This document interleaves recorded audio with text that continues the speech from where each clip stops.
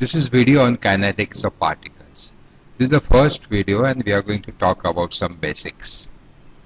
Now when we say kinetics of particles, there is one more term, kinematics.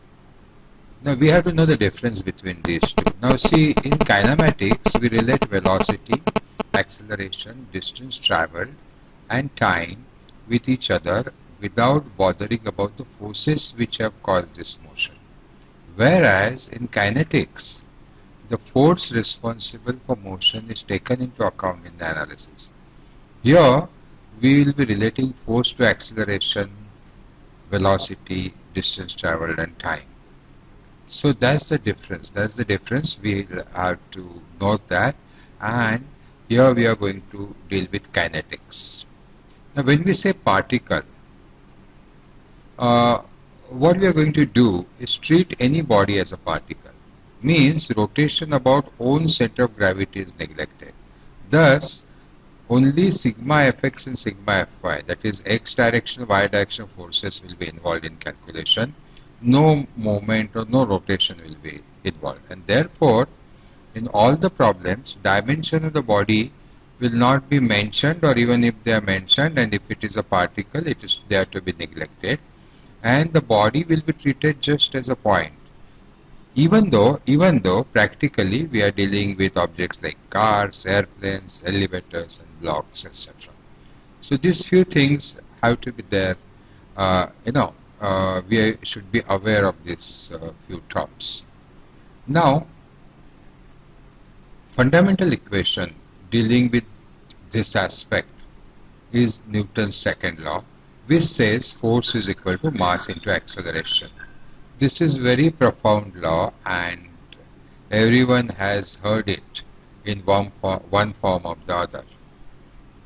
Now here F is the net force acting on the particle. So there may be so many forces. We have to find the resultant net force. That is F. And acceleration is A is acceleration of center of mass in the direction of the net force. In the direction of the net force. And Newton's law relates this through mass. Now another way of writing this Newton's law is D'Alembert's equation, which simply brings this ma on the left side, and thereby equation becomes force minus ma is equal to 0. Here ma is considered as fictitious force acting in the opposite direction of acceleration, and after application of the force, the body is considered in equilibrium. And then we use equation of statics. We apply to the problem. Okay, though it is a dynamic problem, all we have to do is in addition to all the forces, apply a fictitious force m into a in opposite direction. So essentially Newton's law's approach and D'Alembert's approach is same, except way we write the equations. So pictorially, in Newton's law we'll deal with F into ma and the net force on the body will be F. Whereas if you are using D'Alembert's principle, the force m into a, which is also called D'Alembert force, we have to imagine that it is acting in opposite direction to the acceleration direction, and we consider these together and treat this essentially as a statics problem. Now, so we could use either equation. Most of the videos we straight away use Newton's second law.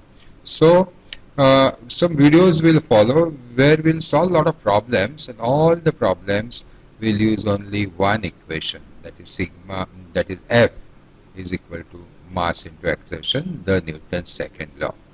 Thank you.